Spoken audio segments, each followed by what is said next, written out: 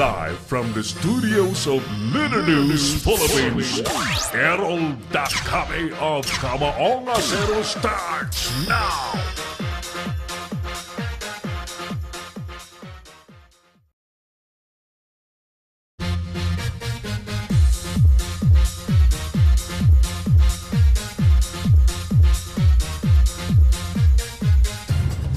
Bagyong Karding napanatili ang lakas ayon po sa Pag-asa.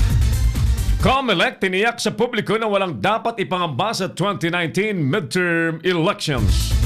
Kamara naman kukusyonin ang higit sa 3.7 trilyong proposed national budget for 2019. Puyat kakasuhan sa ombudsman ang Tulfo Brothers kung hindi pa rin isasauli ang 60 million pesos. DOT pinaalalahanang na gamitin sa tama ang 3 bilyong pisong proposed 2019 budget. Internal cleansing ng PNP, todo naman ang suporta ng Commission on Human Rights. Samantala, pangatlong telco tiniyak ng DICT na maihahabol ang pagpasok sa bansa. Mambabatas nangangambang mas maraming maghihirap sa pagtaas lalo ng inflation rate. Magandang umaga po sa inyong lahat. Ako na po ito si Errol Dakame. Welcome po sa palatuntunang Kamaong Acero. Ngayon pong araw ng Huwebes, 9 po sa buwan ng Agosto taong 2018.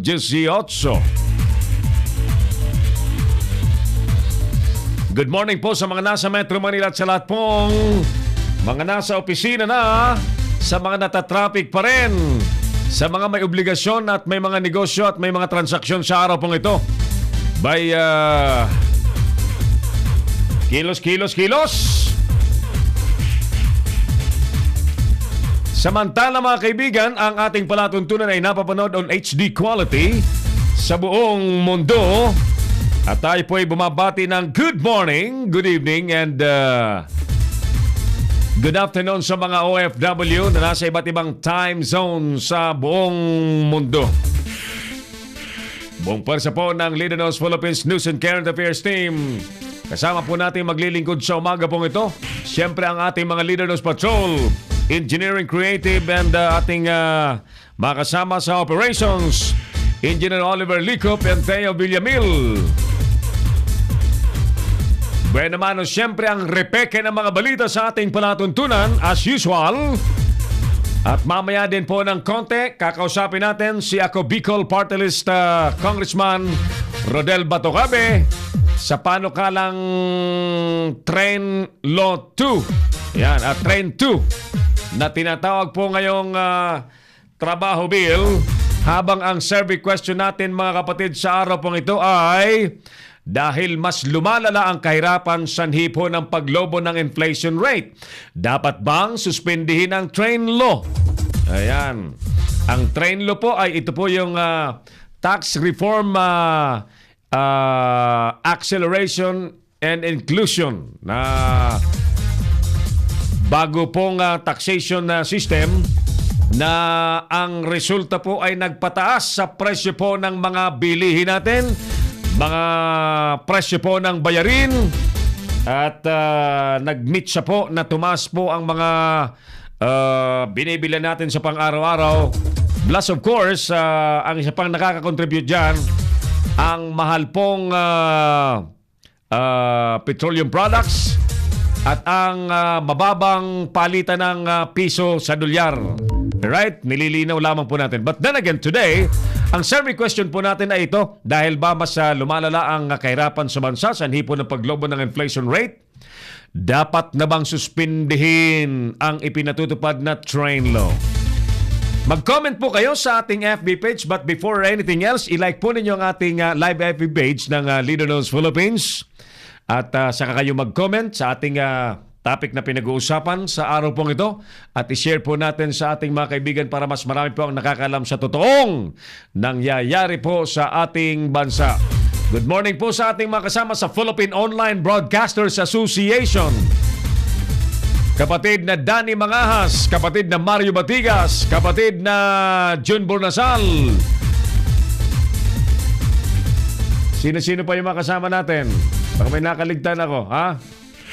Siyempre, si partner Oliver Licop, At sa Netherlands, si partner Bong David. Yan po yung mga haligi ng Philippine Online Broadcasters Association na malapit na pong humarap sa taong bayan para manumpa na mananatiling ang online po ay gagamitin sa tama, gagamitin sa katotohanan at kapakanan po ng mga Pilipino.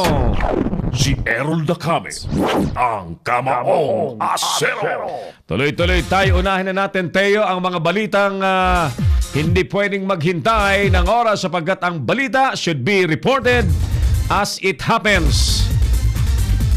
Sa oras pong 29 minutos na makalipas ang alas 8 po ng umaga, good morning sa mga nakasili po sa ating palatuntunan. Magang sumali po sa atin si Sir Ricardo Bondok at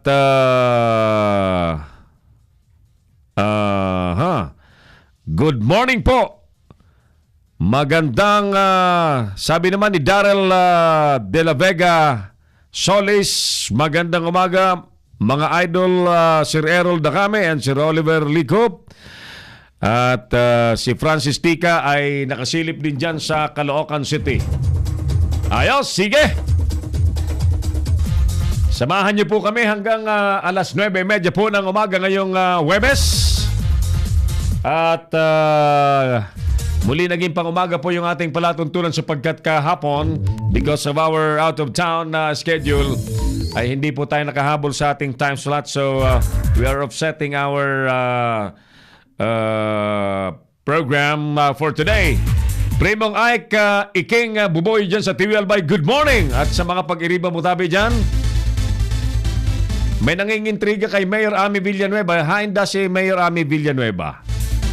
Happy Fiesta by the way sa mga kababayan ko dyan sa TV Albay, sa mga Tiwinhon. Happy Fiesta tabi sa Indo. Kapiestahan po ng poblasyon ng municipality ng Tiwi dyan sa amin. 1911 ba yun? Ayan. At napakarami pong makukulay na selebrasyon, makukulay na aktibidades ang ginagawa ngayon dyan kaugnay po sa kapistahan ng Municipality of Tiwi Albay.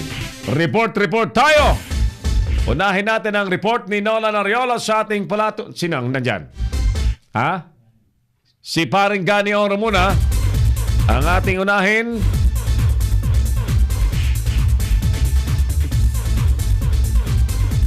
Pwede mong ilagay yung yung lead dito sa monitor natin, ano? May lalagay mo yung lead natin. Oo. I-ready natin yung linya ni paring Gani Oro live mula sa Quezon City sa ating palatuntunan habang bumabati po tayo ng good morning sa Palasyo Malacanang, sa DILG, sa Department of Budget and Management, sa Department of Finance, Bureau of Customs, BIR, ano pa? At sa lahat pong ahensya ng gobyerno, sa national level, at sa lahat pong LGU sa buong bansa, mga tanggapan po ng gobernador, mga mayor, mga congressman, harinawang sa araw po ito ng Huwebes, ay marami po kayong mapaglingkuran ng mga Pilipinong umaasa po sa pulido at makinis na public service sa kapakanan po nilang lahat. Alright, sige. Bispiras pa lang ngayon. Bispiras pa lang ngayon sa TV Albay. Happy Fiesta. Advance Happy Fiesta sa mga kababayan ko sa TV Albay. Unahin natin si paring Gani.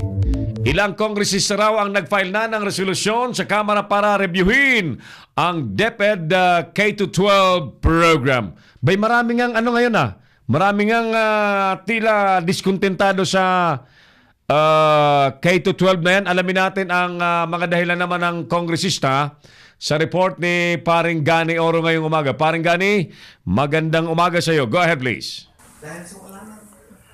Maraming salamat, paring Errol. Magandang umaga. Ilang kongres Go ahead. solusyon sa Kamara para reviewin ang umiiral na bagong curriculum ng DepEd para sa K-12 program. Sa ginanap na Roundtable Media Forum sa Lido Restaurant sa Quezon City, inihayag ni ACT Teacher Party List Representative Franz Castro na kaya sila nagsumiti ng resolusyon ay upang mapag-aralan munang mabuti kung nakatulong ba talaga sa pag-angat ng kalidad ng edukasyon sa bansa ang K-12 program at kung hindi naman ay maipatigil na ito sa susunod na school year. Ayon pa kay Congresswoman Castro, lumilitaw sa kanilang pag-aaral na nagpapahirap lamang ito sa mga estudyante lalo na sa mga mahihirap dahil sa dagdag na taon na pagugugulan ng pera. So ngayon yung move namin sa Congress ngayon, meron tayong House Resolution 1877 para i-review yung K-12 kasi ito na yung almost 5 years na implementation ng curriculum dahil nakita namin na yung ipinangako ng K-12 na tungkol doon sa trabaho, tungkol doon sa mga iba pang mga benepisyo makukuha doon sa K-12 ay hindi namin pa nakikita sa ngayon na nagkaroon na ng first batch ng graduate natin dun sa K-12. Kaya nga itong move namin, so unang-una, tingnan natin yung budgeting nito, yung K-12, yung curriculum nitong K-12, at saka siyempre mahalaga din dito yung paano nagagamit yung education dun sa ating national development. So ito yung pinaka-core ng pag-review natin dun sa ipinasa namin na House Resolution. And hopefully, ma-table ito at magawa na ito within this third regular session. So paano pong mangyayari? Kailangan bang tapusin up to makagraduate ng college sa mga student para makita talaga kung naging effective ito from basic to university? Hindi kasi graduate na yung first batch ng grade 12 eh. So dito lang natin titignan muna. So unang-una muna yung sa resort, yung yung paano ba yung mga curriculum. Kasi sabi noon na it's a combination ito nung effort nung Basic Ed, CHED, TESDA na sana makita natin kung paano ginagamit nito yung kanilang sinabing mga objective na mga core na mga guidelines na inano natin doon sa K-12. So not necessarily namang matapos pa yung college bago ito anuhin. Kasi natapos naman na yung first batch ng grade 12. Kasi di ba, this is the first time na merong plus 2 tayo doon sa tsaka yung kindergarten. Yun yung dapat na ma-evaluate. So far, sa mga feedback na nakakarating po sa inyo, ano ang recommendations ninyo? So yung feedback, halimbawa, sa nakikita natin sa mga news, di ba, not ready daw yung ating graduate nung K-12. Ito, sinabi mismo ito nung Philippine Business Education na hindi ready kasi yung skills na na-acquire nila mula dun sa 2 years na dagdag ay hindi talaga sasapat doon sa kailangan ng ating industriya o kung ano man yung mga employment na available. So, hindi kailangan. Maging ang mga guruan niya ay lalo lamang nahihirapan dahil sa dami ng paperworks na dapat nilang asikasuhin. Ang purpose ng K-12 to decongest daw yung curriculum. Pero nakita sabi ng mga teachers na hindi naman decongesting ang purpose mas lalo pang dinamihan yung mga subject na hindi naman tingin nila na hindi naman kailangan. Pangatlo, nagpalala pa dun sa dami ng trabaho ng mga teachers. Nagrereklamo yung mga teachers sa mga paperworks brought about by this K-12. Kasama pa dito yung policy nga ng gobyerno ng rationalizing na nagbawas ng mga empleyado, ng mga hindi na nag-employ ng mga non-teaching job na naging problema sa ating mga teachers kasi mga clerical work nagawa din ng mga teachers natin. And Secretary Briones herself mismo parang nagsabi na parang gusto niya rin ma-review rin yung K-12. Oo, welcome move naman sa amin ito. Siguro nakita na rin niya at sana naging sensitive din siya sa mga naging reklamo o problema ng K-12 at sana nga makatulong ang DepEd dito sa amin. Gagawin na pagre-review sa Kongreso ng K-12. Iyan ang mga balita mula rito sa Quezon City. Ito si Gani Oro, nag-uulat para sa Kabaong Asero ng Leader News Philippines. Si Errol Dacame, ang Kamaong Asero. Thank you so much, Paring Gani Oro. Ang galing ng report ni Paring Gani. Oo. Ayan, so expect po ninyo na mas kikinis po ang mga reporte ng ating mga tagapagbalita araw-araw dito po sa Kabaong Asero sa Lido dos Philippines. Nagatid sa atin sa oras na 8:38 na ng umaga. Palagay ko marapat lamang talagang reviewin yung K-12 program na yan kung talagang naluluto ba ang mga estudyante upang maihanda na sila po'y maging maalam, sila po'y maging edukado, sila po'y maging ready sa pagpasok sa trabaho kung nais nilang maghanap buhay ng maaga kaysa yung didiretso pa ng kolehiyo na 4 na taon. But basically, ang purpose kasi niyan ay bigyan sila ng mas maliwanag na direction as to their inclination sa mga skills na mas gusto nilang gawin. Dangan nga lamang, may pagpipilian ba yung mga estudyante? Kasi halimbawa, ang isang estudyante gustong maging broadcaster. Later on, di ba? Halimbawa, na humaling kay Errol Dacame, gustong gayahin si Errol Dacame. Lahat naman yata ng estudyante, dahil sa K-12 program, lahat sila dadaan sa ganong kurso. But not everybody wanted to be a broadcaster. Di ba? At meron namang mga subject dyan na welding. Lahat dadaan sa welding. Hindi naman lahat gusto mag-welding. Ganon eh.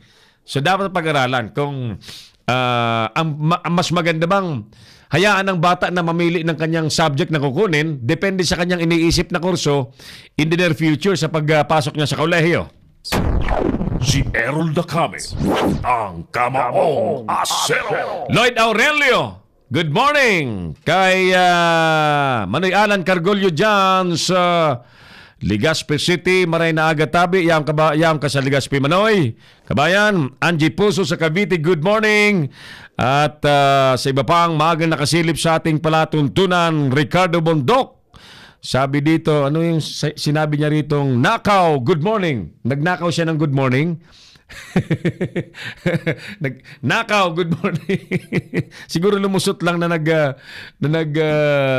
sumilip sa ating palatuntunan. Alright, let's repeat our survey question mga kaibigan. Dahil sa mas lumalalang kahirapan sa bansa, sanhi po ng paglobo ng inflation rate, dapat bang suspendihin ang ipinatutupad na train law?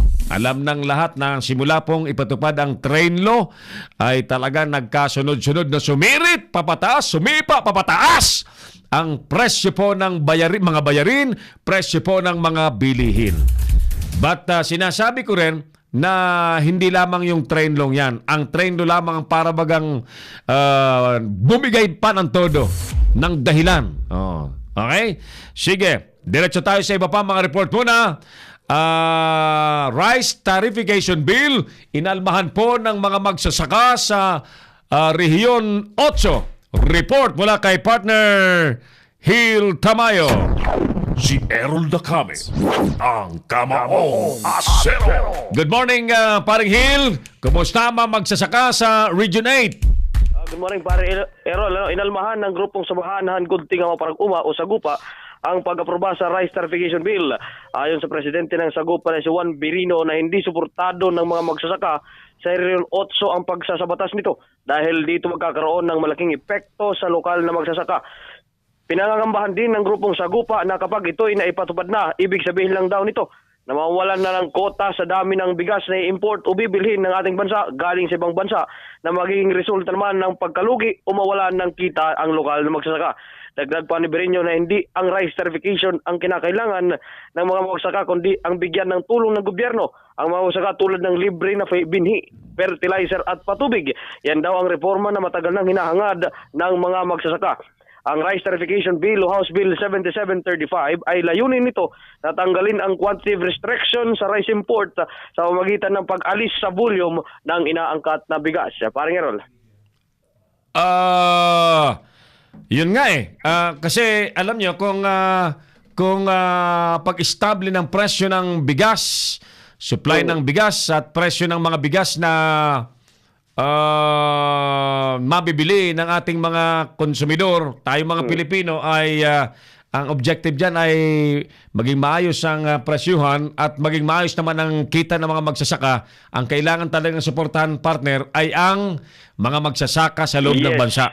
Oo, sa lokal na magsasaka, yung ang hinihingi nila na magkaroon ng libreng patubig, libreng binhi at libreng fertilizer. Ang problema sa gobyernong ito ay mas gusto nilang import para mas magmura daw ang presyo ng bigas. Which inimical naman sa interes ng mga Pilipinong mga magsasaka, paring Hill. Ayun, parang ang nangyayari kasi parang Errol, parang binibigyan nila ng binibigyan ng mas importansya yung pag-import kaysa naman sa lokal na magsasaka. Kumbaga yung populasyon natin dito is nakaano sa agrikultura. Dapat na sana yung agrikultura, yung maliliit na magsasaka yung dapat tututukan ng ating gobyerno para naman ito ay umasenso at tayo naman ang mag-export ng bigas. Ang nakakainsulto nga, parang Hill, ang mga foreigners, mga kapitbahay natin, mga gustong mag-aral ng magagandang teknolohiya ng pagsasaka, dito sa Pilipinas nag-aaral dyan sa Los Baños, sa UP, Yes, sa sa IRI, UPLB, oo. sa UPLB. Oh. Tapos Yun yung, tayo naman, tila, walang tiwala dyan na sa halip, ang gusto ng mga namamahala dyan sa agrikultura, mga namamahala sa supply ng bigas, ay shortcut, palliative na solusyon. Ayaw harapin Yun lang. ang totoong problema. Yun lang. Kumbaga, mas gusto natin yung galing ibang bansa kaysa naman galing dito sa atin. Kaya kumbaga, yung taga-ibang bansa dito nag-aaral, dapat sana tayo na ang magsusupply sa kanila, hindi yung sila na nag-aral dito, sila pang susupply sa atin. Parang insulto nga. Talagang insulto yan, parang Hill. So, dapat i-review ng gobyerno ano ba talaga ang gusto natin, yung self-sufficiency or maging dependent tayo sa importation at supply ng ibang bansa na madali tayong mamanipulate. Ayun na. Samantala, paring Errol, maiba naman tayo. Ang SOCO naglabas na ng report kaugnay sa ambush sa Leyte noong Lunes. Na-recover ng SOCO ang 77 basyo ng Armalite rifle at isang magazine na nangyaring ambush sa barangay Kadakan, Abuyog, Leyte noong Lunes ng umaga. Sa report na inilabas ng SOCO sa gitna ng passenger seat, umupo si Superintendent Geraldo Aro at kaliwa naman niya ay CO1 Randy Patano. At sa kanan naman ni Superintendent Aro ay nakaupo si CO3 Gilani Mario, habang sa driver seat naman nakasakay sina CO3 Nelson Padagdag at LRP personnel Oldarico Morteso. Ayon kay Police Superintendent Albert Renumeron, spokesperson ng Leyte PNP, nakaganti pa ng putok si C1 Patano gamit ang 9mm na baril, pero agad naman itong napuruhan ng mga suspect at dead on the spot. Sa report ng SOCO, 2 lalaki ang lumapit sa sinasakyan nila Superintendent Aro at doon pinaulanan ng bala ang mga biktima. Samantala, dumapa si Morteso sa ilalim ng upuan kaya hindi naman siya napuruhan. Dagdag pa sa report na ni Superintendent Aro ay umangkin ng 5 tama ng baril sa kanyang katawan, sa leeg, dibdib at sa paa. Ayon sa binitawang statement Superintendent Aro na may kaugnayan umano sa kanyang trabaho ang pananabang sa kanila. Ngayon, tinitingnan ng otoridad lahat ng anggulo na pwedeng maging lead para may resolba ang pangyari at nasa stable ng kalagayan sina Superintendent Aro at Morteso at nagpapagaling ngayon dito sa hospital sa siyudad ng Tacloban. So maaaring may sabihin si Superintendent Aro na maaaring pinagdududahan niya, parang Hill, sapagkat kung may kaugnayan sa trabaho, either may professional jealousy or kahalintulad na intensyon or motive when it comes to trabaho. Yes, paring Rolo, yun ang binabantay natin na makuha natin ang kabuuan na statement ni Superintendent Aro kasi alam natin na ito sinabi niya na may posibilidad na sa kanyang kaugnayan sa kanyang trabaho, baka nga, sinabi mo, baka may nagseselo sa kanyang trabaho o baka naman may nasagasaan siyang malaking sindikato sa kanyang panunungkulan sa LRP. Pero ang LRP, di ba, yung kanyang trabaho ay sa Bureau of Corrections siya, tama? Yes. Kulungan, mga presyo ang binabantayan nila. Nasa Abuyog Penal Colony. Penal Colony.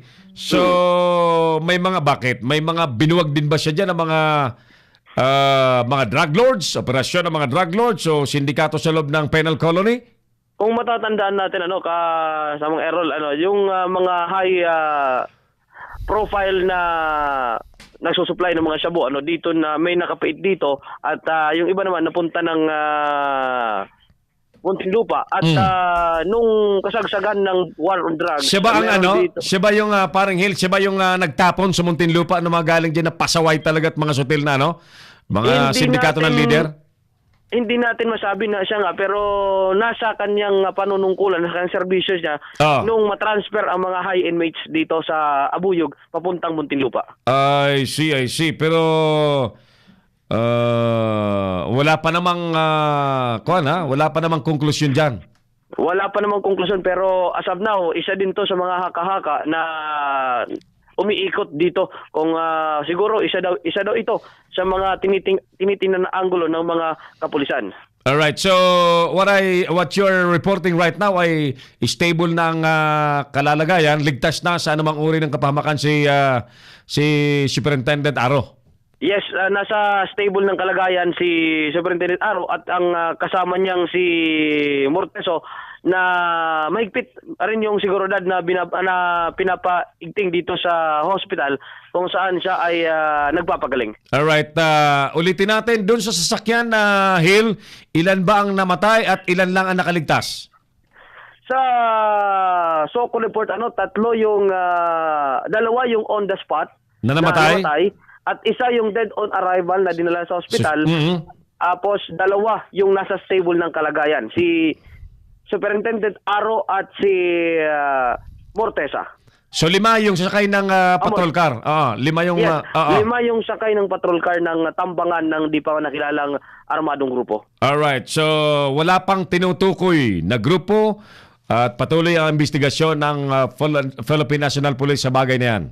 Yes, wala pang nakikita silang grupo naman o tao na nalilink dito sa pagkaroon ng ambush sa sinasakyan nila Superintendent Aro. Alright, malinaw. Okay, so sige, bago ka magpaalam, ang survey question natin sa umagang ito ay patungkol sa kabuhayan ng ating mga kababayan, nating lahat dito sa Pilipinas.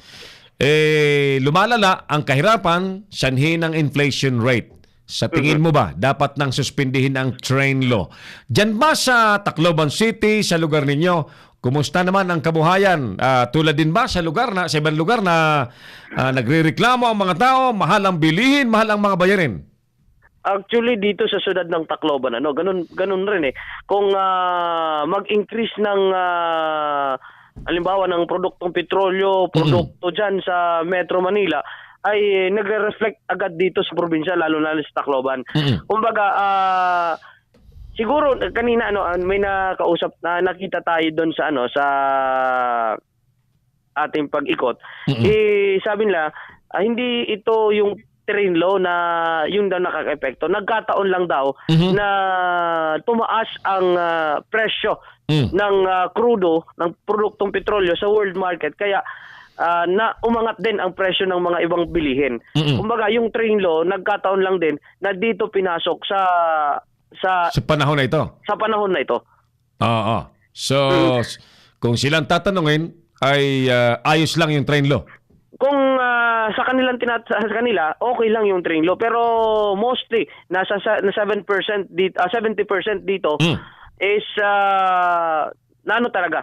Kumbaga, pataas ang bilihin, pero hindi naman yung sweldo umaangat. Ayan ang problema. Ayan. Kaya yun yung manifestation ng inflation. Tumaas ang mga bilihin, pero yung buying capacity ng publiko ay hindi na makaabot, hindi na magparehas. Yes. Inflation kumbaga, yan. Kahit nga yung pasahe, sabi nga nila, nung una, 7 pesos lang ang minimum, ngayon 10 piso na. So, mabigat nga sa bulsa yan at ewan ko kung paano re-resolbahin ng mga economic managers ng Pangulo ang sitwasyon natin sa ekonomiya. Alright. Hill?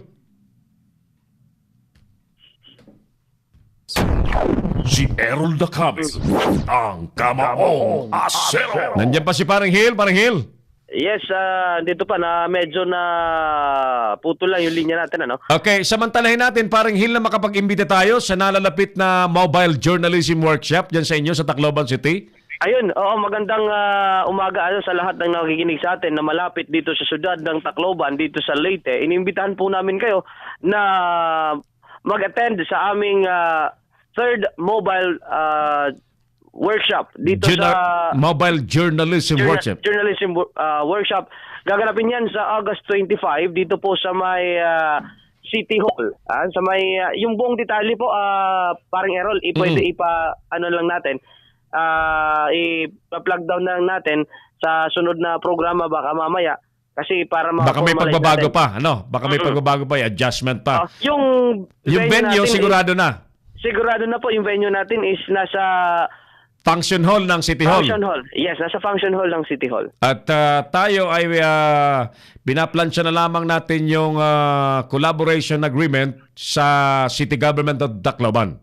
Yes, ang ano natin sa City Government of Tacloban, inaantay natin yung kung sino-sino yung mga dadalo at sabi nga pinaplansya para at least maano din natin kasi yung City Government of Tacloban ay sasali din sa ating workshop. Opo. Ang primary target natin na matuto rito ay mga estudyante galing sa mga universidad, Yes, pero, tama? imbitado din natin yung mga state colleges na may kurso na Mass communication and journalism. Yes, na dumalo. Actually, Yes. may mga imbitado na tayo from different colleges na nag-attend. Mag-a-attend sa ating workshop ngayong August 25. Alas 10 po yan ng umaga hanggang alas 4 po ng hapon. At nung makita ni Mayor yung ganda ng Mobile Journalism Workshop, gusto niya daw, totoo bang gusto niyang patinin ang mga department heads niya? Yes, actually may ilalabas na executive order si Mayor na lahat ng department heads na ay dadaan sa workshop para nagkataon din na yung Leader News Philippines ay nagkakandak ng workshop. Sabi ng information officer, ay maganda to kasi gusto ni Mayor na magkaroon ng workshop yung mga department head. Kaya nagkataon na nakipag-collaborate sa atin ang City Government of Tacloban. Ayun, very good. So, maswerte ang mga taga Tacloban City, ang Leader News Philippines ay dadayo dyan kasama ang mga resource person to conduct that third mobile journalism workshop. And take note, wala itong bayad sa mga attendees, Yes, sa mga free. participants. It's Po free. sa mga uma-attend. Free po 'yun. Wala silang dapat po problemahin. Oo. Ang maganda dito parang Errol ay ang workshop natin na gagawin ng Leader News Philippines ay tuturuan sila. Halimbawa naman, kung ikaw naman ay gusto talagang matuto na maging isang manunulat, tuturuan ka ng Leader News Philippines. Tama. Ang mga matututunan nila, mga dear kababayan sa Tacloban City, mga matututunan ng mga attend. One, professional way of writing the mobile journalist style. Number 2, shooting the stories using mobile phones. Number 3, the art of interviewing using mobile phones. And fourthly, the gadgets, knowing the gadgets of a mobile journalist or a mojo. Ayan. Ayun. Excited ang lahat, paring Hill, sa bagay na yan. Oo. Ayun, At pag-uwi nila, bago sila umuwi, may certificate pang galing sa may Leader News certificate Philippines. naman galing sa Leader News. Yes. Kaganda. At siguro sa mga gustong mag-attend i-follow na lang po ang Leader News Philippines o di kaya punta na lang sa information officer ng City Government of Tacloban para sa mga ibang detalye. Alright, very good. Thank you, paring Ayan. Hill. Yan lang muna ang ating latest mula dito sa syudad ng Tacloban. Hill Anisit Tamayo, Leader News Philippines. Si Errol Dacame, ang kamaong asero. Yan po ang ating kasama, kapatid at kumparing Leader News broadcaster reporter na naka-base po sa Tacloban City, si paring Hill Tamayo. Alright, tuloy-tuloy tayo. 8:58 in the morning. Ulitin natin yung ating mga viewers dyan sa Visayas area. Samantalahin po ninyo itong gagawin po nating libreng third mobile journalism workshop dyan po sa Tacloban City. Dyan mismo sa City Hall ng City Government of Tacloban. Ito po'y libre, siyempre. Ang aming main objective dito is to create network of people na kaya pong gumawa ng mga valuable stories with real value using mobile phones. Kesa ho, ang social media natin ay napupuno ng kung ano-anong mga basurang video. So we rather see video with value na malilikha po ng ating mga kababayan. Especially yung mga balita. Dapat yung mga balitang mai-post sa social media ay mga totoong balita. And the only way to expect that ay ang pagturo sa mga kababayan natin ng tamang pag-shoot ng istorya gamit po ang mga cellphones lamang. 1 minuto po bago mag-alas 9 ng umaga, gawin na tayo ngayon sa Senado po ng Republika ng Pilipinas. Drilon umapila daw sa executive na huwag ideklara ang na unmanageable fiscal deficit. Nako, talaga naman ekonomiya pa rin ito. Paring Jojo, good morning sa iyo. Yes, maganda umaga naman sa kasabang Errol. Tama ka rin, umapila nga ito si Senate Minority Leader Patrick Dillon sa executive na huwag nang ideklara ng mga economic managers itong unmanageable fiscal deficit para matugarin nga itong posibleng karagdagang 200 billion na pesos na para sa 2019 national budget. Lumabas sa budget hearing ng Senado na base sa economic managers ay magkakaroon sila ng 2 hanggang 3% budget deficit kapag sinunod itong desisyon ng Supreme Court na pabor sa 40% internal revenue allotment para sa mga local government units. Aniya ng mga economic managers, kailangan nilang ideklara itong unmanageable fiscal deficit para matugunan yung kakulangan at ibaba itong tira na matatanggap ng mga local government units sa Mariinga, tututulan nitong si Dillon. Paliwanag ni Dillon, kapag ginawa ito, tiyak na maapekto yung servisyo ng mga lokal na pamahalaan. Naniniwala si Dillon na magagawa naman ito ng paraan para matugunan ang pondo sa desisyon ng Korte Suprema. Tulad aniya ng pagbabawas nga sa napakalaking pondo sa intelligence fund at ilipat na lamang ito sa IRA. Sa panig naman itong si Senador Raprecto, sinabi nito na kung hindi kayang pondo ng gobyerno, itong 40% IRA na utos sa Supreme Court, paano pa aniya yung gastos ng federalismo na masamak na malaki. Samantala, labis naman nababahala itong si Senador Grace Porcher ng Senate Committee on Public Information na nakuha nitong informasyon sa isang presentation na na AFP tila pinapalabas ng media ay enemy of the state. Sa panayam sa Senado, sinabi ni po na nakakabahala itong naturang presentasyon na dapat itong makuha na reaksyon itong Armed Forces of the Philippines. Aniya ang media yung naglalahad ng katotohanan na dapat ay proteksyon ng AFP sa halip na ito rin na enemy of the state. Nais rin po na ma-resolve agad sa mga kaso ng pagpatay. Sanay na media tulad ng kanya naging pahayag sa isinagawang pagdinig sa panibagong serye ng pagpaslang sa mga pamamahayag. Dito rin naman itong si Yusek Joel Eco ng Presidential Task Force on Media Security sa pagpupursige nito na resolba ng kaso ng mga pagpatay sa mga mamamahayag. Iginitang senadora na dapat ay may miyembro rin na itong si Yusek Eco na legitimate media organization na kasama sa pagdidesisyon sa kaso ng mga pagbabantanga sa buhay ng mga mamamahayag. Paliwanag ni Eco na may mga volunteer members din naman ito ng task force na legitimate media na dumaan na rin sa seminar ng kanilang tanggapan. Ito, George Sikat para sa Leader News Philippines, nagulat. Si Errol Dacame, ang Kamaong Asero. Thank you so much, paring Jojo Sikat live mula po sa Senado. Alright, so medyo nakakabahala yung balitang yan na sinasabing galing sa Armed Forces of the Philippines na itinuturing ang media na kalaban ng Estado. Bay kailangan magkaliwanagan dyan at maliwanagan yan dahil hindi po ako naniniwalang yan po'y galing sa Armed Forces of the Philippines.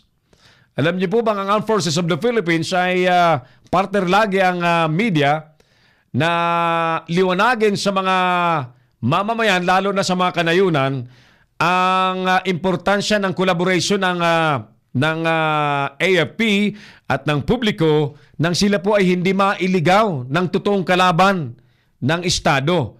Yung mga komunista, mga rebelde, mga terorista na binubulag po ang mga mamamayan and therefore media po ang kakampi ng Armed Forces of the Philippines. Meron po mga radio station ang Armed Forces of the Philippines. Dangan nga lamang, hindi nila kayang i-cover ang lahat ng lugar sa buong archipelago to make the people informed of the informations na dapat nilang malaman at may pabatid po ng ahensya. So I don't believe na yan ay galing sa Armed Forces of the Philippines. But then again, maganda ho ipatawag ni Senator Grace po ang pamunuan ng AFP kung totoong galing yan sa kanila. Good morning muna kay Manoy Jun Bornasal. Sabi ni Manoy Jun, hello. Kenshin Himura, Maring Bing, maulang morning sa inyong lahat. Maulan pala dyan sa Olongapo City. At si Ma'am Amira Shine Magdangal. Good morning, Ma'am. Yan. Yung ating chairperson and founder, Chief Executive Officer po ng Sulong Katutubo International Foundation na pangulo na ngayon ng isang napakagandang eskwelahan. Yan, ipinagmamalaki natin yung eskwelahan na yan. Ang, saan na ba yun? Saan na ba yung school natin? Saan na ba yung logong maganda? Yung bagong bukas na eskwelahan patungkol sa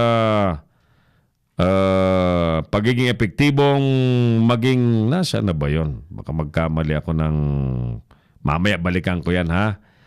Ito, nandito yan eh. Nandito yon. Si Sir Bobby Rico Hermoso ang isa sa mga opisyal ng National Press Club. Sabi niya rito, maganda ang advocacy mo, pare ko. Maybe he's pertaining to our mobile journalism workshop. Thank you, paring Bobby. At na-appreciate mo yung ginagawa natin. Actually, ulitin ko yung advocacy natin ay para man-neutralize yung mga basura sa social media, yung mga fake news. We better teach our citizen on how to create stories with value. Especially yung mga istorya at impormasyon na kapaki-pakinabang. Yon. By inviting them to a workshop, may matututunan sila ng tamang paggamit ng mobile phones. Mobile Journalism Workshop, dito lamang po yan, nagmumula at likha po ng Leader News Philippines. Si Errol Dacame, ang Kamaong Asero. Report ulit tayo from the Senate. Gawi tayo sa Kamara de Representante. Mga mataas daw na leader ng Kamara inatasan na makipag-usap sa mga senador sa issue po ng Chacha. Alamin natin ang detalye ng balitang yan. Hatid na sa atin ni partner Felix Tambungko. Paring Lex, magandang umaga sa iyo. Pasok! Magandang umaga kasamang Errol. Inatasan ng House Speaker Gloria Macapagal Arroyo si Leyte, Representative Vicente Veloso, Chairman ng House Committee on Constitutional Amendments at ang iba pang mataas na leader ng Kamara na tumulong na sa pagkumbinsi sa mga senador na magkumbin ng Kongreso bilang Constituent Assembly. Ayon kay Arroyo, walang saysay ang pagtalakay sa federalismo kung wala ang mga senador. Sabay iminungkahi nito na huwag munang talakayin ng komite ang pinakapusok at sustansya ng panukalang batas na nag-aamyenda sa 1987 Constitution. Kasunod nito ay naghain si Arroyo ng House Resolution number 2056 upang iparating ang kagustuhan ng Kamara at Senado na mag-convene bilang CONAS at para sa pagboto separately sa panukalang pag-amyenda sa Constitution. Tinukoy rin sa resolusyon ang agarang pangangailangan na mag-convene ng dalawang kapulungan bilang Constituent Assembly para nga sa pag-amyenda sa 1987 Constitution. Una nang nagpahayag ang Senado sa voting separately na sila ring tinitindingan ngayon ng Kamara. Magagunit ang una ng ipinangako ni dating Speaker Pantaleon Alvarez na tatapusin nila ang deliberasyon sa draft Federal Constitution ng CONCOM sa loob ng 6 na buwan kahit wala ang mga senador. Patay kasi sa Article 17 ng Constitution na the Congress by vote 3/4 of all members shall propose amendments to the Constitution. Walang tinukoy kung vote jointly or separately. Samantala, tinura ni Arroyo na hindi niya masasabi ang deadline para tapusin ng Kamara ang panukalang charter change. Ako naman si Felix Tambungko nag-uulat para sa Leader News. Si Errol Dacame, ang Kamaong Asero. Thank you so much, paring Felix Tambongo Live mula po sa House of Representatives. Oras natin mga kapatid, mga ginigiliw nating taga-subaybay sa Leader ng Philippines at sa Kamaong Asero program. 8 minutos na po makalipas ang alas 9 ng umaga. Ano kayang lumabas sa mga wedding sa inyong mga probi-probinsya, mga bayan-bayan? No? Anong tumama sa wedding ngayong umaga? A blessed Thursday morning po, Sir Errol and Oliver from Ma'am Lina Likop. Hi, Auntie Lina, good morning sa'yo. At sa mga taga-Pateros, Pastor Ram, Gamboa dyan sa Las Vegas, Nevada. Good morning. Pero gabi yata ngayon sa Las Vegas. Gandang gabi po sa ating mga viewers sa Amerika. At mga manonood po natin sa Middle East, sa Canada, sa Australia, sa iba't iba pang lugar sa buong mundo, sa Papua New Guinea, sa Hawaii, sa China, sa Asia Pacific, sa Asia. Magandang umaga po sa inyong lahat. Magandang gabi, magandang tanghali. Iba-iba kasi ang time zone. Jan Dadricia, good morning, Prime. Jocelyn Villarosa is also joining us. Good morning po, sabi niya. At si Manoy Isidro Claudio, sabi niya, maray na aga sa Gabo, Sir Errol. Si Manoy Isidro Claudio yata ay nasa Saudi Arabia. Si Manoy Junbur Nasal ay tila busy na ihanda ang opening din ng kanyang online station. Good luck sa iyo, Manoy Junbur Nasal. Kasama po natin sa Philippine Online Broadcasters Association. Haligi po yan ang ating POBA. Ulitin ko ang mga haligi ng POBA. Si paring Mario Batigas, paring Danny Mangahas, June Burnasal, who else? Si Bong David, partner, si paring Bong David, Oliver Likop, Errol Dacame, at isa pa, baka may nakaligtan pa ako, ha? Paring Gani Oro, yon, ba't mo kakalimutan si paring Gani Oro? Ayan, 7 po yan na haligi ng Philippine Online Broadcasters Association. Ang pioneering organization, a pioneering group of nandiyan na ba si Congressman? A pioneering group of professional online broadcasters in the Philippines. Ang prime objective natin, why we unify ourselves, is to really ensure that what we are doing will be in an excellent quality, in a high standard. Yung ating sinasabing ideals ng POBA ay integrity, truth, service, and excellence. Si Errol Dacame, ang Kamaong Asero. 11 minutes after 9 in the morning. Tuloy po tayo sa ating palatuntunang Kamaong Asero sa Leader News Philippines. As promised mga kaibigan, nasa linya na natin ang ating kababayang kongresista representing ako Bicol Party List, Congressman Rodel Batocabe. At tayo po ay makibalita sapagkat pasado na raw sa komite ang tinaguriang Train 2 na tinatawag po ngayong Trabaho Bill. Sa gitna naman po ito ng opinyon ni Congressman Joey Salceda ng Bicol din na ang inflation rate ay napakataas na sumipa lalo dahil po sa train law. Ayan, tingnan natin kung paano natin ito ma-reconcile at maging katanggap-tanggap pa rin sa publiko. Congressman Rodel Batocabe Kabayan, attorney, sir, maray na aga tabi sa imo. Ay, Diyos pa rin na aga sa imo. Errol, sa ating mga tagapakinig, magandang umaga po sa inyo lahat. Magandang umaga po. Magandang umaga po, Congressman. Pasado na raw po sa komite, nakalagpas na sa committee level ang discussion po ng Train 2 na tinawag po ngayong Trabaho Bill. Ano po ang laman ng Trabaho Bill, sir? Alam mo, napakasimple lang po ang itong prinsipyo dito. Dito, marami po tayong mga korporasyon na mga more than 15 years na, 15 taon na, binibigyan ng insentibo gaya ng mga libre sa buwis, no? Gaya ng libre sa import tax, pag-import ng kanilang mga raw materials. Yan. Mga 15 years na po yan binibigyan at patuloy na binibigyan. Meron din po tayong mga korporasyon na malalaki ng kita at patuloy pa rin natin binibigyan. At meron tayong mga korporasyon na yung binibigyan ng insentibo pero hindi naman lumalaki. Nandun lang at masyado pa rin import dependent. Okay, ngayon, magkano po ang nabibigay na insentibo ng pamahalaan dito? 190 billion pesos a year. 190 billion. Okay. Ngayon, ang tanong, ikaw, Errol, ikaw ba nagbabayad ng buwis? Siyempre, nagbabayad ng buwis. Okay. Oo. Diba, Directly and binabawasan indirectly. ka. Oo. Binabawasan ka ng income taxes mo. Kung may phone ka, outright, bawas sa'yo. Kung bumili ka ng gamit mo, may pat ka. Yes. Diba? Okay. Yung ordinaryong tao, anong insentibo binibigay ng pamahalaan? Yung working middle class, ano ba yung insentibo? Pwede pa masabi natin, let's say for example, yung mga mahirap na hindi naman nagbabayad ng buwis, meron 4 piece, di ba? Meron po sila mga insentibo. Ang pwede lang siguro sa mga nagbabayad ng buwis ay yung free college education or universal health coverage, yun po ang nabibigyan ng pamahalaan. Kaya sinasabi, magkano nabibigyan dito ng pamahalaan? 140 billion. Kita po ninyo, ang mga korporasyon, malalaki na, may incentive pa. Kumikita, malaki ng kita, binibigyan pa rin at binibaby, inaamo-amo ng ating pamahalaan. Para ang comparison yan ay yung ikaw may anak ka, Errol, nakatapos na, nagtatrabaho na, tumitira pa sa'yo, pero minsan hindi man lang magbigay para sa kuryente, sa tubig, o kaya sa pagkain. Walang binibigay, libre pa rin.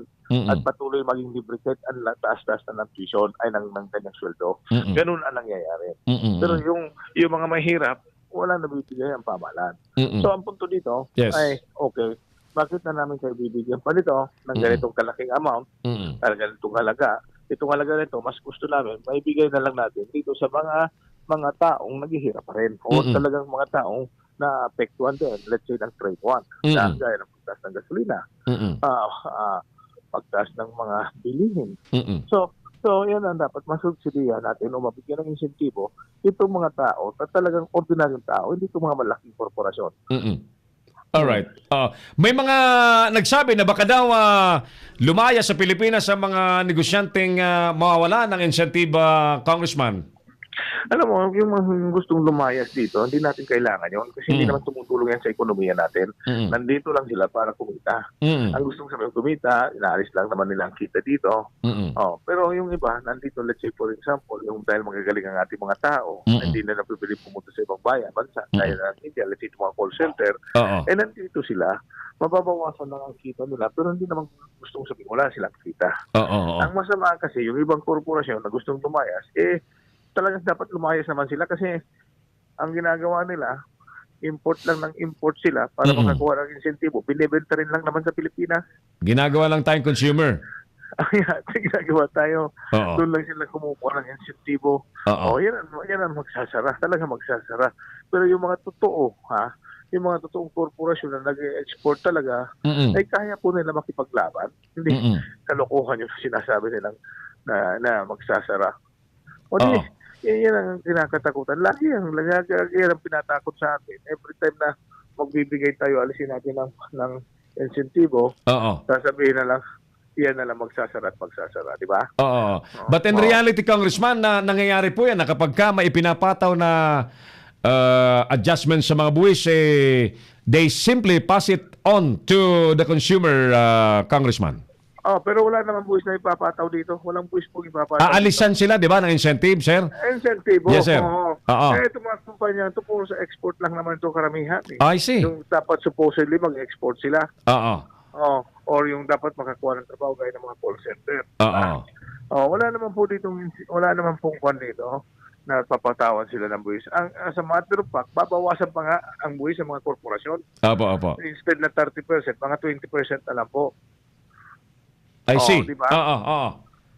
So, mabawasan sila. So, dapat ang bayan, ang taong bayan ay hindi makararamdam, wala dapat itong impact na panibagong pagsirit na naman ng mga... Kasi mahirap, mahirap i-reconcile right now. Sorry to cut you. Go ahead, Congressman.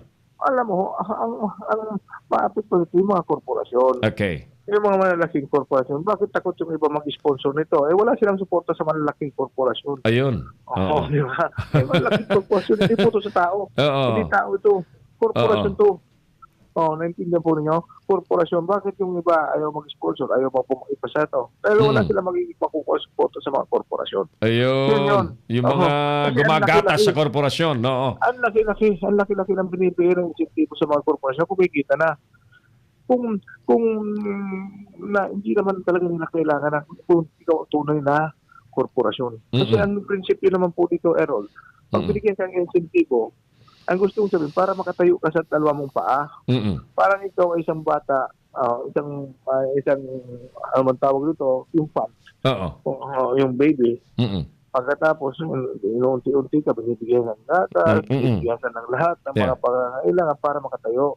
At pag nakatayo ka na, at pag pwede ka na mag-solo, hindi na kailangan mo ng yaya. Diba? Tama. Ang problema nangyayari dito, nasa college ka na, may yaya ka pa. Nako, ang pangit nga, no? Oo. Diba?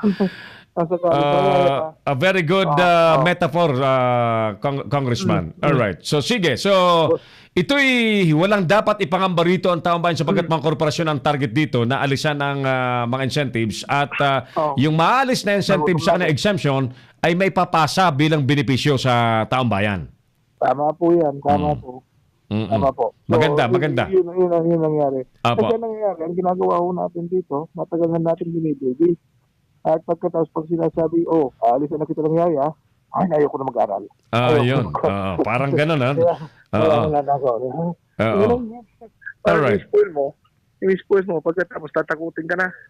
May trabaho na, sasabi, lalaya sa nakit bahay. Ayun. May mga ganyan talaga, Congressman. May mga ganyan. Kaya sinasabi lang natin, mayas ka.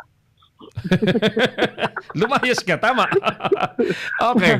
Lipat nga tayo, Congressman, sa ibang issue, no? Ito may kaugnayan pa rin sa ekonomiya at in mga inflation pa rin, may nagtuturo pa rin na ang isa sa mga ugat ay ang Train 1 ay pinatupad, yung taripang planong alisin sa mga imported products. May mga nagsasuggest na alisan daw ng tariff yung imported meat, imported fish. Pero hindi daw ito ang hindi daw ang sabi ho ni Kabayang Joey Salced ay hindi daw dapat ito bagkus ay tingnan itong ipinatupad na train 1 at ang inflation na dumoble na. Hindi, ano kaya mo ang solusyon niya? Ayan. So ang sitwasyon natin ngayon, mataas ang mga bilihin, ang mga bayarin, ganun din. Ano ang solusyon ng aking kababayan na Joey? Ano daw ang solusyon? Parang gusto niyang ipa-review ang mga pinatutupad na batas na patungkol sa taxation. Ganun. Alam mo, yan ang short term na solusyon. Para mababa yung presyo. Huwag na natin lagyan ng buwis. Kaya nga, dapat kasi kawawa naman yung mga taong bayan, yung mga maliliit, di ba? Yung maliliit na actually, yung mga mayayaman, hindi naman iniingat yan. Pero yung mga maliliit, yung masa, na ang kunting pagtaas talaga, medyo maapektuhan ang buhay nila. Apektado talaga. Medyo masakit-sakit yan. Kaya dapat talaga, in the meantime, tama po yan, yung alisin po ang tariff. Yan po ang sinasabi ni Speaker GMA. Yes. Diba? Alisin na rin muna tayo. And I think magbibigay mo executive order ang Malacanang yan. Pag hindi ka mo in session.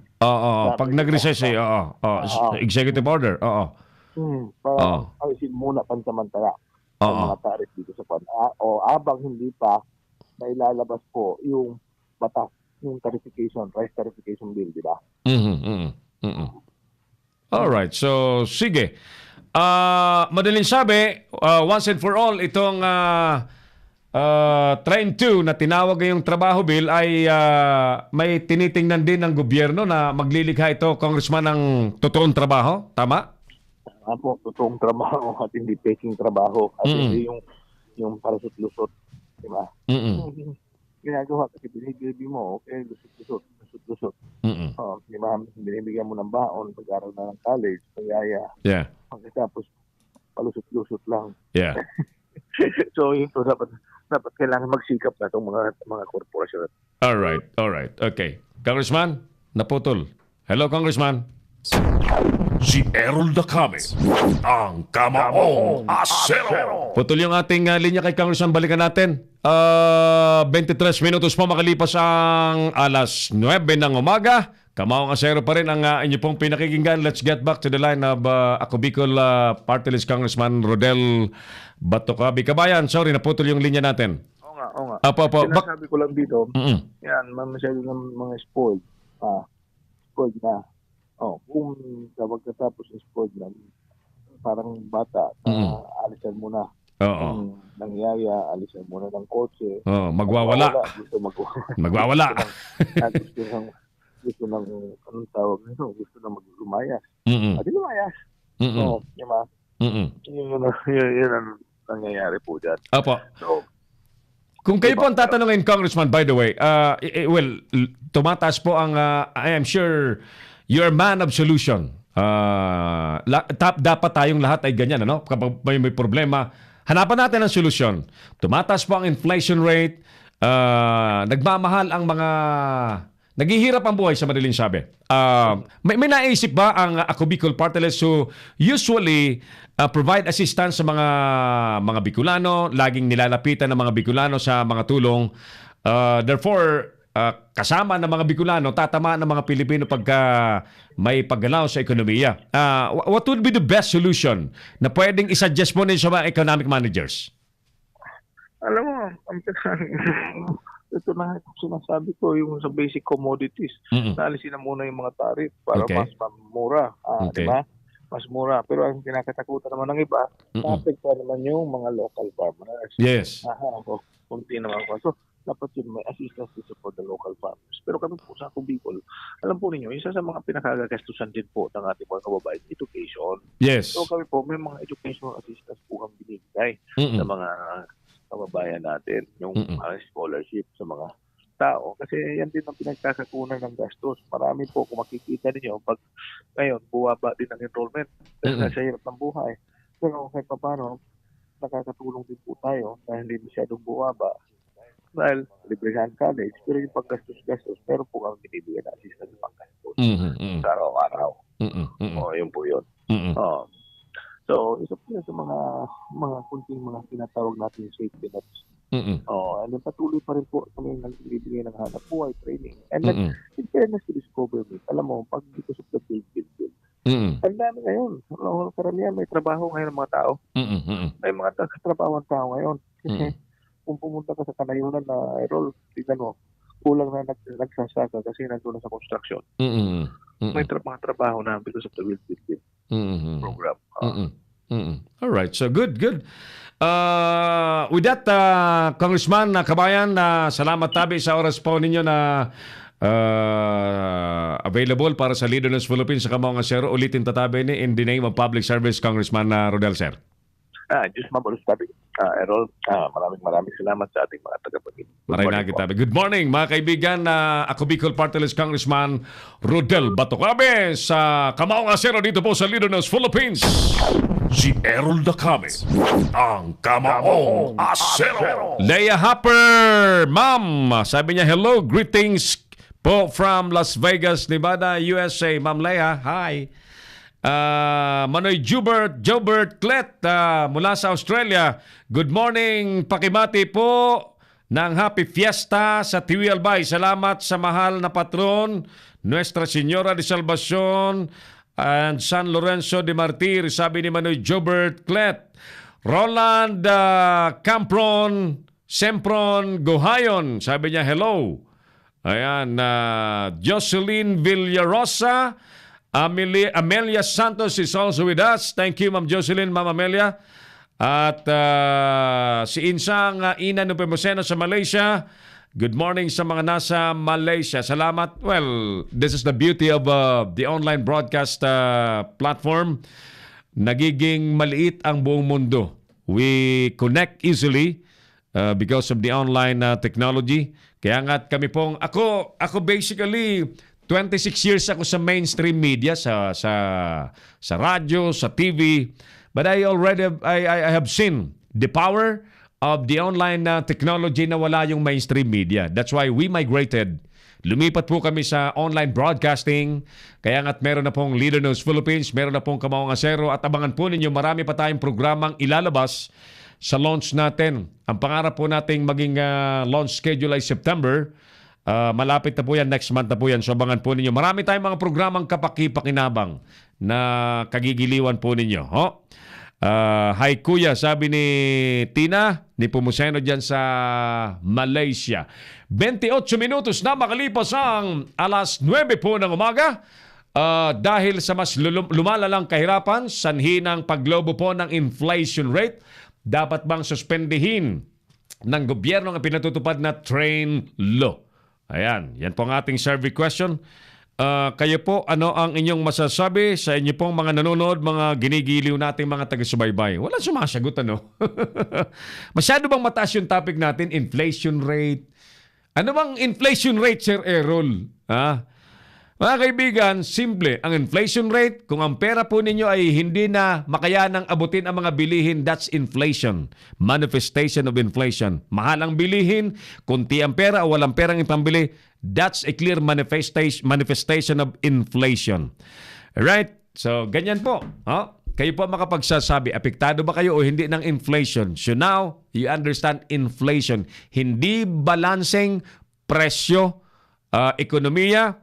Ang tao ay wala nang halos sa yung buying power natin, yung purchasing power natin ay hindi abot ang presyo ng mga bayarin, hindi abot ang presyo ng mga bilihin. That's inflation. Si Errol Dacame, ang Kamaong Asero. Actually, naghahanap po ng solusyon, gumagawa ng paraan ang mga economic managers, kaya nga't may mga nagsasuggest na alisin yung mga tarif o yung mga taripa, mga buwis na pinapataw po sa mga imported. Ayan. Ang problema dito sa mga imported na ito ay ang mabubuhay lamang po kapag ka pinakawalan, ginawang libre ang importation, wala nang masyadong ipinapataw na buwis. Simple, ang makikinabang po dyan ng todo ay yung mga supplier niyan sa abroad. At tatamaan naman po yung mga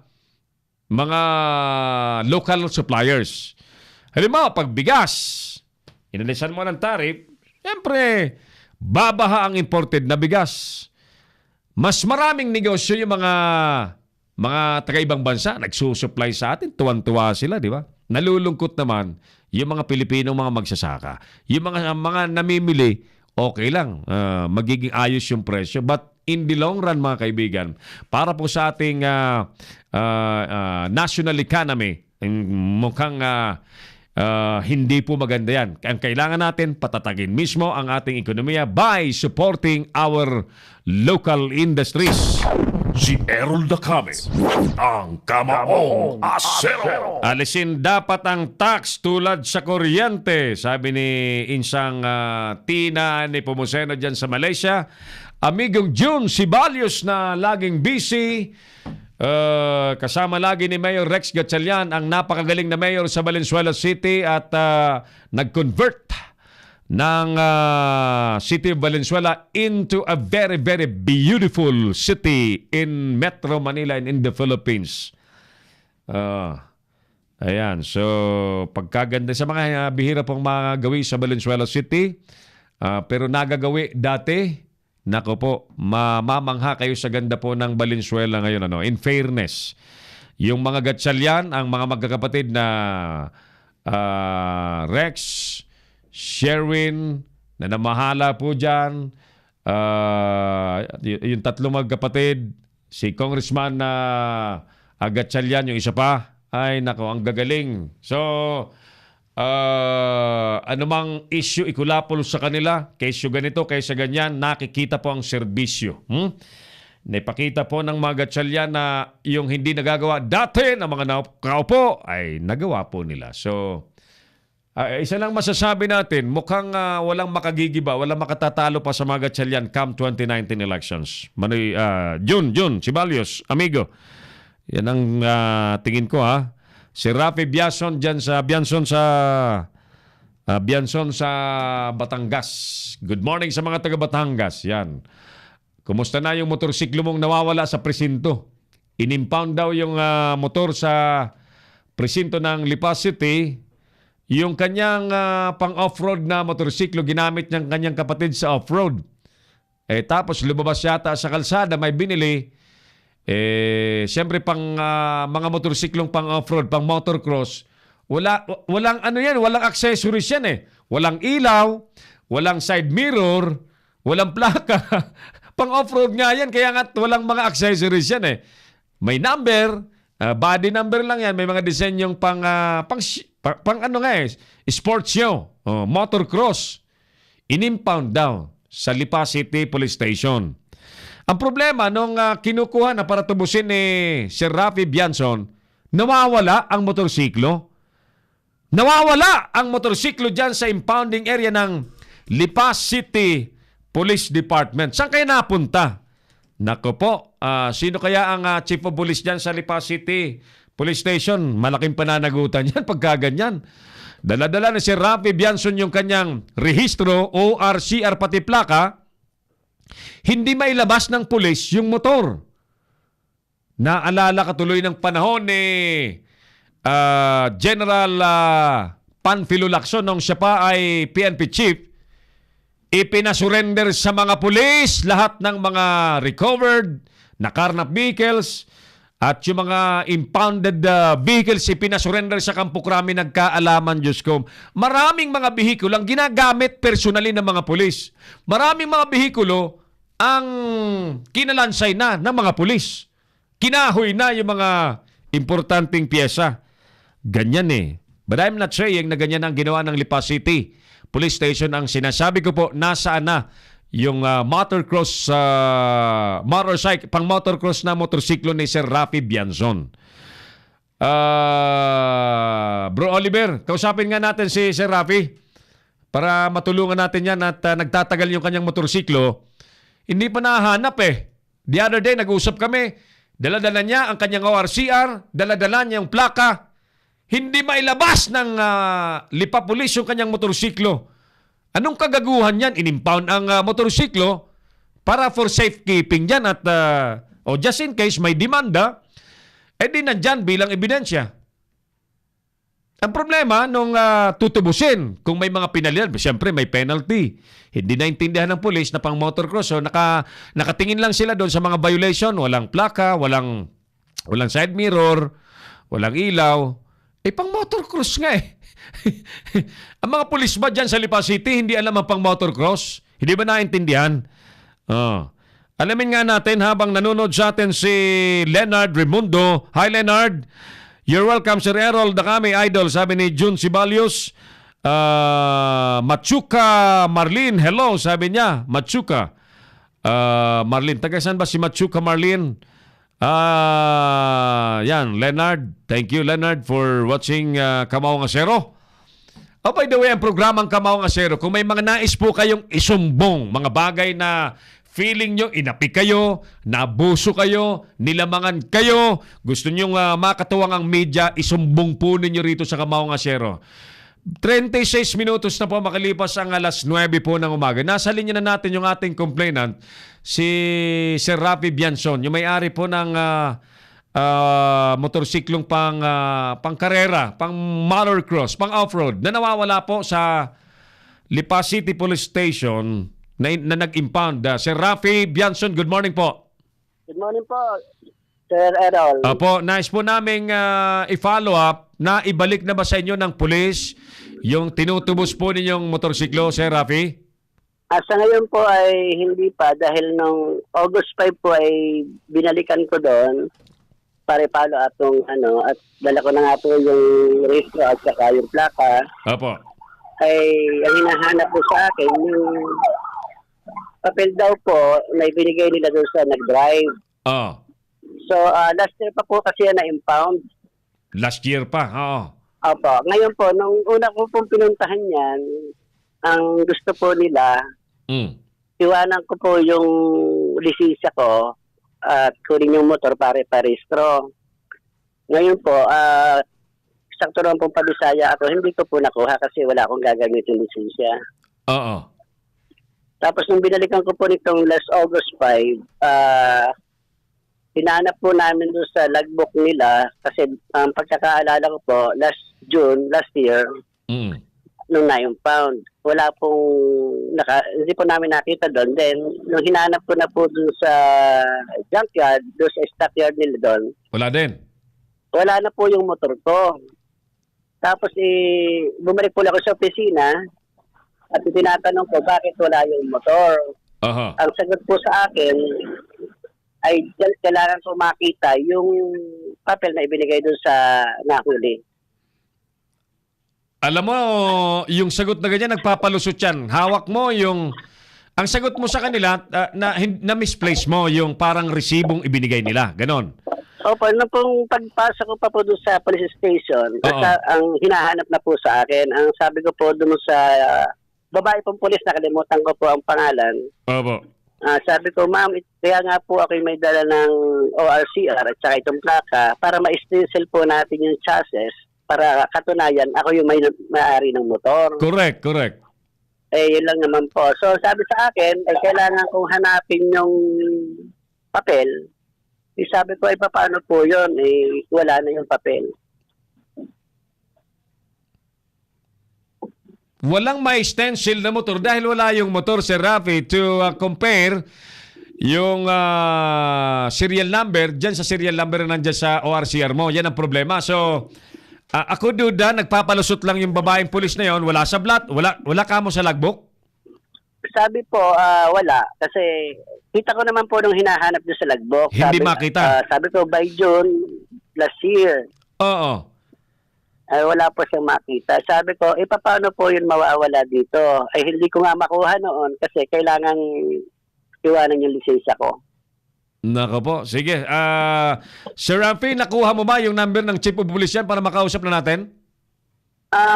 Sir, kahapon po, gawin nga po ngayon ako sa Bisaya. Ngayon, kahapon, papunta sana ako doon. Oo. Ngayon, medyo gahol ako sa oras na piusap ako doon sa kaibigan ko sa Lipa, si Sir Daryl Soris de la Vega. Oo. Ang sabi sa akin, hindi daw pwede yung makikiutos at sa pagkakasabi niya po medyo strict daw po yung police. Sige, kami nang bahala, Sir Rafi, na makausap yan direktang Chief of Police. Baka nabubukulan, baka hindi alam ng hepe ng police dyan sa Lipa City na may nangyayari ng kagaguhan dyan sa kanyang bakuran. Opo, basta sir, yung pong yung pabisaya na po ako ngayon. Basta yun po ay kompleto papel kasi brand new po naman nabili yun. Naniniwala kami sa sinasabi mo, Sir Rafi. So, ang nais naming malaman, nasaan talaga yung motorsiklo sapagkat I do understand na kung may mga penalties yan, may mga babayaran sa police station, nakahanda kang bayaran. Tama? Yes po. Kaya nga po, kinuha ko muna yung plaka at saka yung ORCR sa Ormoc City, LTO. Oo. Kasi doon ko po yan naparehistro. And then, kaya po mabilinikan ko dito sa Batangas. Ang problema mo ngayon ay wala yung motorsiklo at hindi rin maipakita ng pulis doon. Babae yung pulis ka mo, tatawag tayo, abangan mo na lang. Kung hindi man ngayon, ay baka bukas, makausap na, baka mamayang hapon, makausap natin yung pulis sa Lipa, yung Chief of Police mismo, para maipalam ang problema mo at ma-actionan niya, si Rafi. Maraming salamat po. Thank you so much. Maraming salamat po, kay Errol and Sir Oliver. Thank you so much, Sir Rafi Bianson, nasa biyahe na papuntang Visayas. Maraming salamat po. Magandang umaga.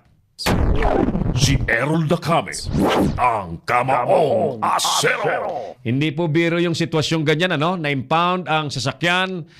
Nung tutubusin mo na, wala yung sasakyan. Kaya nga't sinabi ko kanina, naalala ko, yung ginawa ni Senator Panfilo Lacson nung siya ay PNP chief pa, na alam niyang ginagago ng mga pulis yung mga recovered vehicles, impounded vehicles, ginagamit pang personal, ginagamit kung saan-saan, ginagalgal, nilalaspag, ipinasurrender niya lahat sa Campo Crame lahat ng mga bihikulo. Nagkaalaman. Nagkaalaman, matagal na palang na-recover yung mga SUV, hindi ipinapaalam ng pulis na gago dun sa may-ari. And ako rin nagdududa, personally nagdududa, baka yan duda ko baka yan ay ginagamit na na kung sinong pulis dyan sa Lipa City. Si Errol Dacame, ang kamaong asero. Hanapin ko lang muna yung contact number ng hepe ng pulis dyan, ha? Mamaya siguro sa ating afternoon program ng Kamaong Asero, makausap natin. Machuca Marlin, hello. Ayan, magandang umaga po, sabi ni Justin Villamar. Hi, Justin. At si Kabayang Wen Sistina. Hain ka, Kabayan. Marinaga Tabi Simon, thank you for watching our show, Kamaong Asero. Bilis ng ating oras, 43 minutos na po. Makalipas ang alas 9 po ng umaga. Kamaong Asero pa rin po sa Leader News Philippines. Ulitin natin, ang Leader News Philippines ay malapit na pong mag-simulcast sa Pinoy Extreme Channel.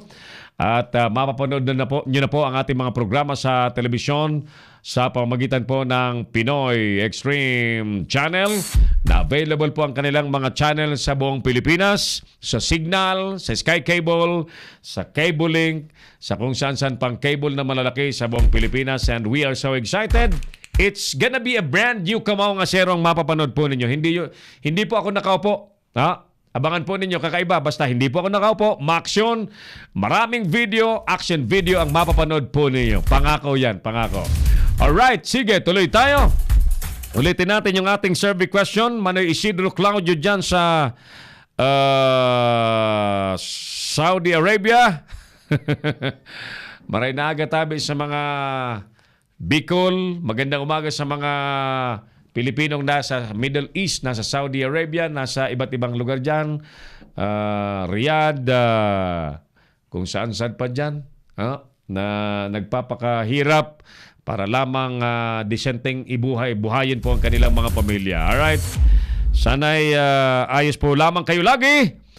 Ang ating tanong ay, dahil ba sa mas lumalala ang kahirapan, sanhi po ng inflation rate? Paglobo po ng inflation rate, dapat bang suspendihin na ang train law? Ano po sa pananaw po ninyo? Ano sa tingin po ninyo ang magandang gawin ng gobyerno? Ulitin ko, nagkukumahog po ang gobyerno na maghanap ng mga solusyon. At isa po sa solusyon ay yung pag-alis po ng mga taripa sa imported products. Sa imported products.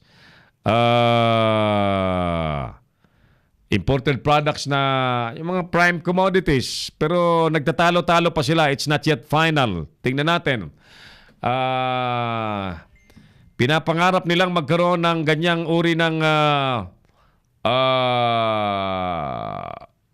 patakaran pag nag-recess daw po ang Kamara at idadaan po sa isang executive order, sabi niya. Ayan, sige. Investigation section ng Lipa City. Sige. Subukan mo nga ito, partner. Tawagan nga natin yung Lipa City Police Station dyan sa baka pwede nating mapigayan ng kung nasaan yung motor. Tawagan mo nga yan. Tawagan mo, subukan mo. 14 minutos mo bago mag-alas 10 ng umaga. Kami po ay wala pang kape. Hindi pa kami nagkakape. Hindi pa kami nagpapandesal. Inuna po namin yung aming tungkulin sa inyo. Subukan nating tawagan ito, 0977. Pwede yan, di ba? Pwede. Baka sakaling may makausap tayong matino dyan sa Lipa City Police Station at masagot kung nasaan yung sila ba may ideya kung saan dinadala other than impounding area, other than junkyard. Baka may iba pang impounding area sila sa mga bahay-bahay. Malaman natin. Malaman natin. Sige, standby lamang po kayo. Standby lamang kayo. Pause muna tayo. Teo, pause muna tayo ng konting sandali. Break muna tayo habang ina-establish natin yung ating linya sa Lipa City. Balikan ko po kayo. Antabayanan po ninyo ang sagot ng Lipa City Police Station tungkol sa nawawalang motorsiklo ni Sir Rafi Bianson. Sa pagbabalik natin. Magbabalik si Errol Dacame sa Kamaong Asero.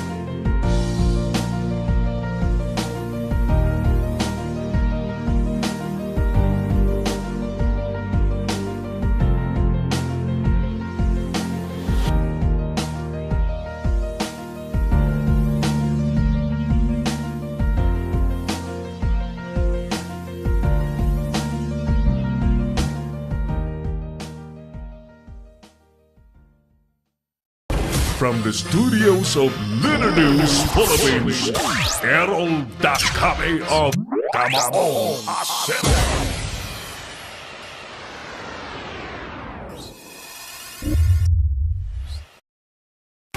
Magbabalik si Errol Dakame sa Kamaong Asero.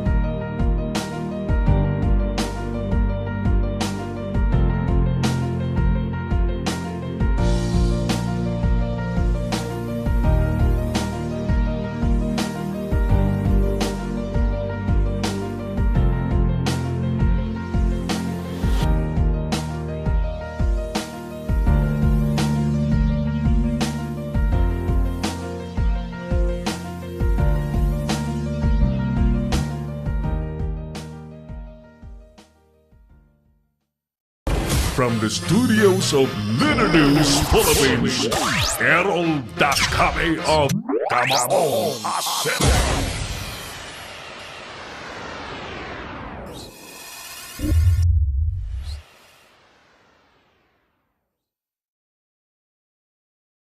Alas 9 ng umaga. Dito, ayan. Yan ang camera ko. Kinakausapan ni Bro Oliver, ni paring Oliver, yung police station sa Lipa. At hinahanap natin yung motorsiklo ni Sir Rafi Bianson na na-impound na hindi mailabas ngayon ng Lipa City Police Station. At tinatanong natin kung saan napunta. So that's why we're calling them. Baka pwede na natin makausap yan para marinig na ng ating mga kababayan as to ano bang standard nila dyan. Saan ba ini-impound talaga other than their impounding area? Kasi mahirap to eh. Pagka umaasa ka na nasa impounding area lamang for safe keeping, ika nga, pag tutubusin mo, wala naman.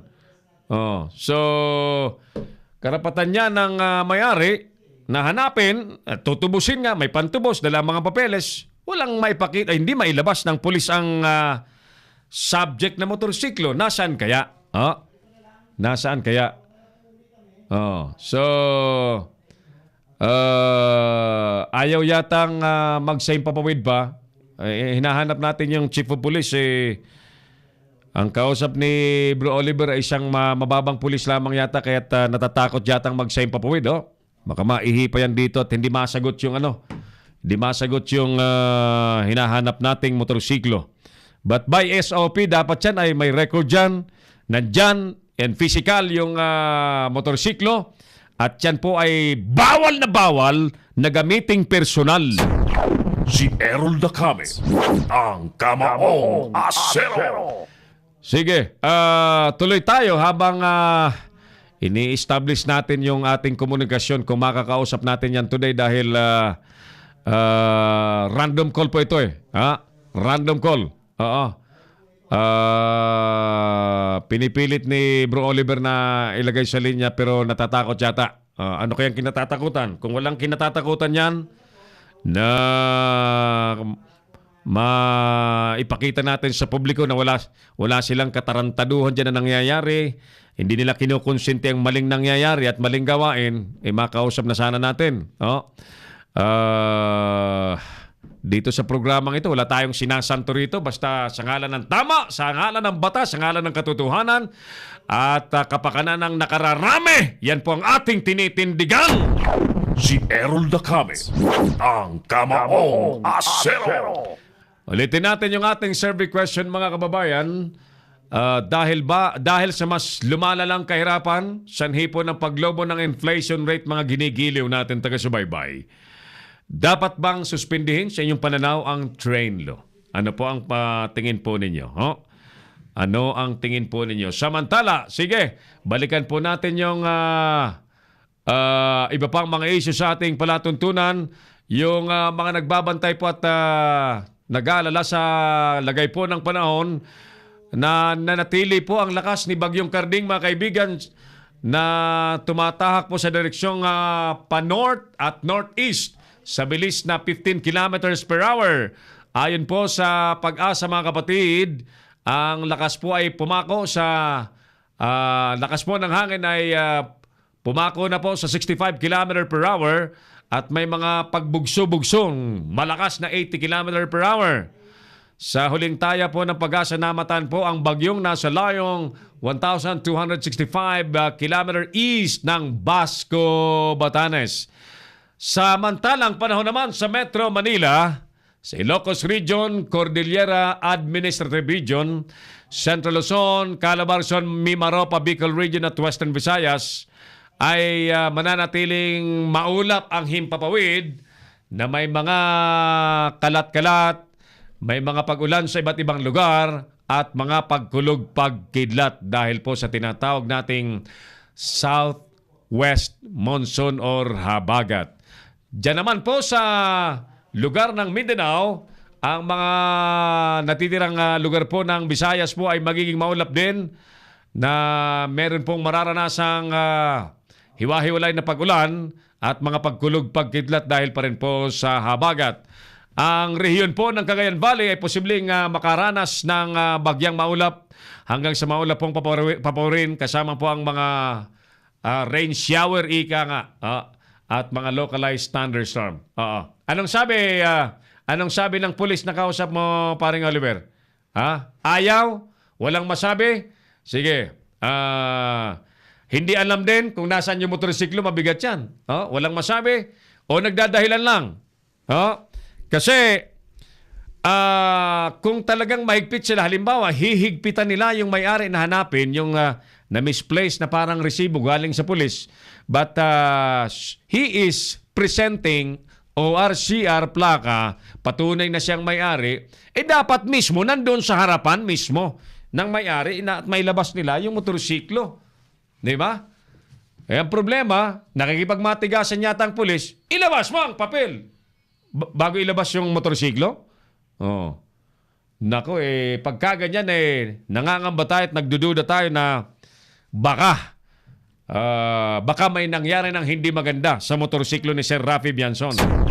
Si Errol Dacame, ang Kamaong Asero. Sige, samantala, hindi naman pabor si House Speaker GMA. Natanggalan po ng taripa ang mga imported na isda at bigas, isda at karne. Ayaw naman niya. Ayan, so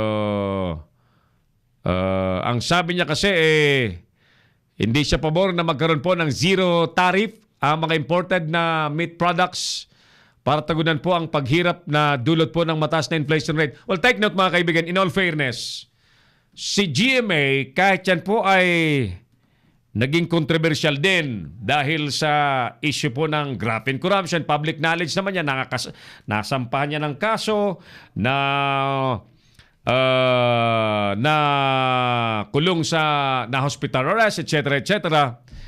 Ay siya po isang ekonomista. She's an economist. Si GMA is an economist herself. So, ang sinasabi niya po ay hindi siya sangayon na magkaroon ng zero tariff ang importation po ng mga meat products para sagutin lamang at solusyonan ang mataas na inflation rate sa bansa. Nilinaw po ni GMA na ang pagtanggal po ng taripa sa mga karneng imported ay hindi niya sinasang-ayunan. Ayan. At iyan kasi talaga ay may tama po yan sa mga local producers natin. Kaya I'm sure yan ang kanyang dahilan kung bakit hindi niya sinasang-ayunan ng pag-alis ng taripa. Buwis yan. Taripa is buwis. Ayan. Actually, ang mga negosyante kasi mga kaibigan ay practically Hayahay po yan kahit tasan nyo po ang buwis. Dahil they simply pass on yung gastos po sa buwis, yung binabayaran sa buwis, sa presyo po ng paninda po nila. Hindi po sila apektado. Ang laging apektado, mga kaibigan, tayong lahat ng mga consumers.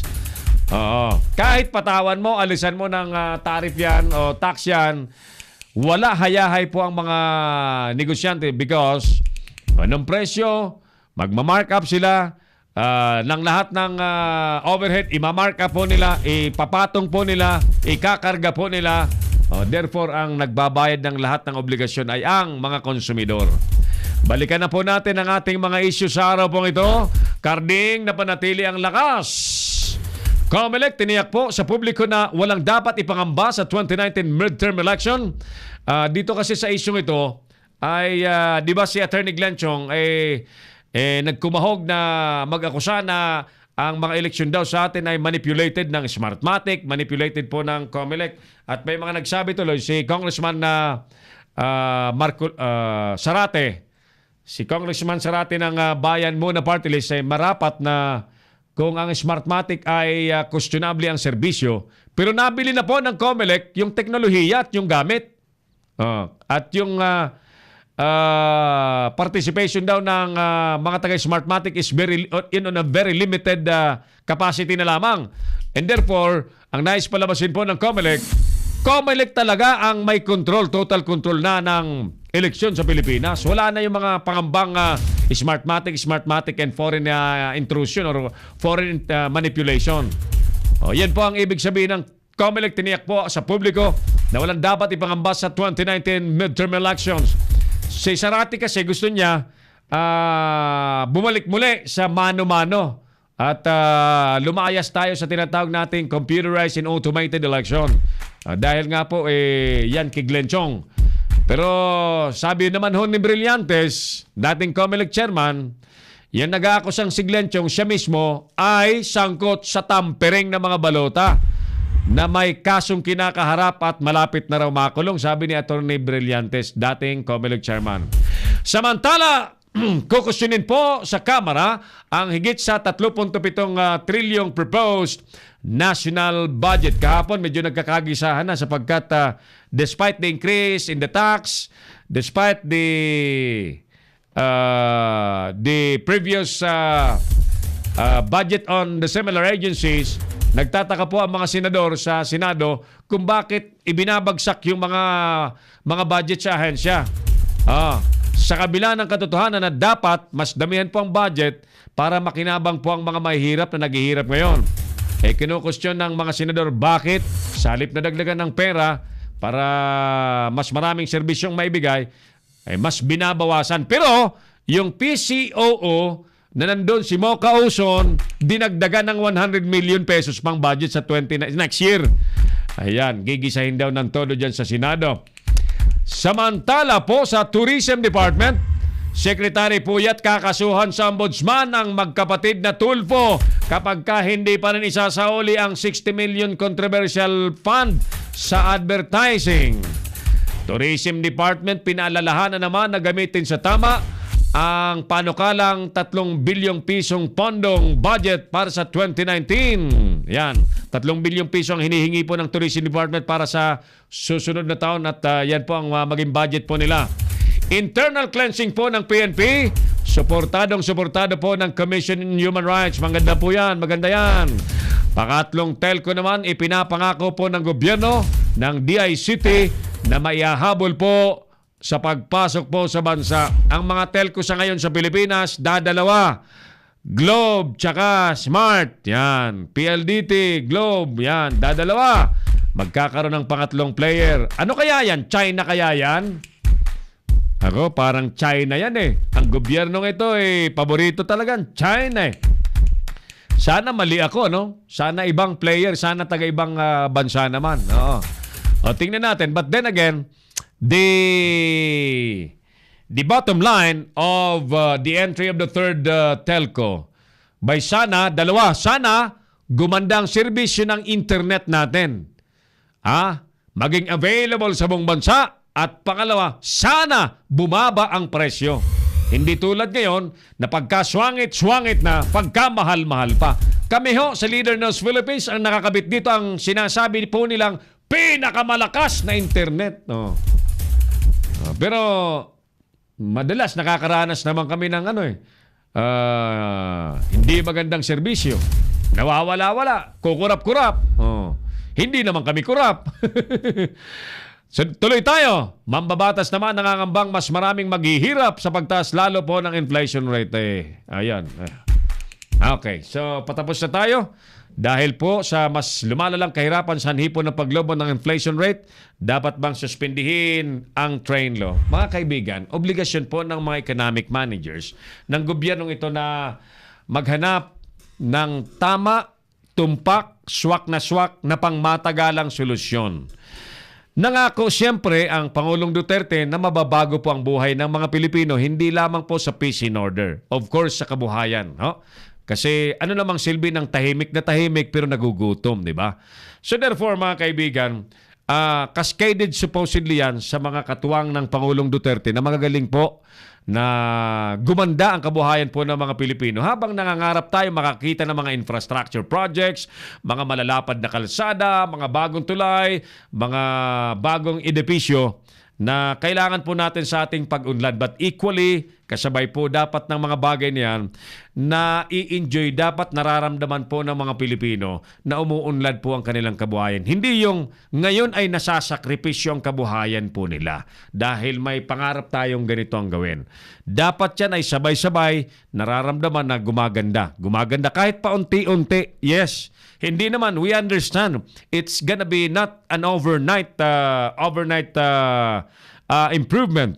Ang importante, may konkreto, may mas malinaw na solusyon na hindi po palliative, na kapag ka hindi umubra palitan, kapag ka hindi ayos ay mag-isip ng iba, mga kaibigan. This government shall craft a more concrete and lasting solution to poverty na hindi naman po naresolba ng mga previous administrations. Dapat dito sa panahong ito na si Pangulong Duterte na ang namumuno ay mapatunayan natin na magbabago ang buhay po ng mga Pilipino sapagkat siya po ay suportado ng mga Pilipino, ibinuto ng mga Pilipino at gusto siya ng mga Pilipino.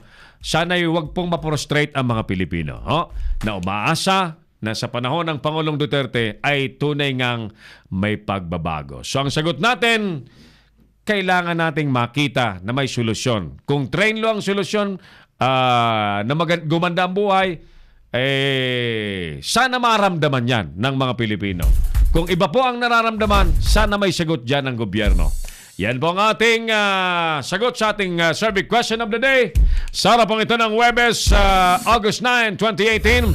Sa palatuntunang Kamaong Asero pa rin ni Errol na kami sa Leader News Philippines. Katuwang po natin ang ating mga kasama sa engineering, sa operations, sa creative, Engineer Oliver Licop and Teo Villamil. Habang paparating pa lang si Mark Anthony Reynoso. Kasama po natin sa News and Current Affairs ang ating mga Leader News Patrol, paring Gani Oro, Felix Tambongko, Jojo Sikat, si Hil Tamayo, at iba pang mga kasama po natin. Magbabalik kami mamayang hapon sa afternoon edition. Nagkaroon tayo ng morning edition because we failed to report on the studio on time kahapon. So, ginawa po natin umaga yung ating program. But then again, next week ay mas permanente na yung oras natin sa hapon. So standby lamang po kayo sapagkat nangyayari po ito sa ginagawa po nating paghahanda sa mga malalaking pagbabago sa Leader News Philippines. Mga kaibigan, ako pa rin po ang inyong Kamaong Asero. Si Errol na kami. Maraming salamat. God bless Pilipinas! Inyong napanood ang mga batas na batas ni Errol na kami sa Kamaong Asero. Abangang muli dito sa Leader News Philippines.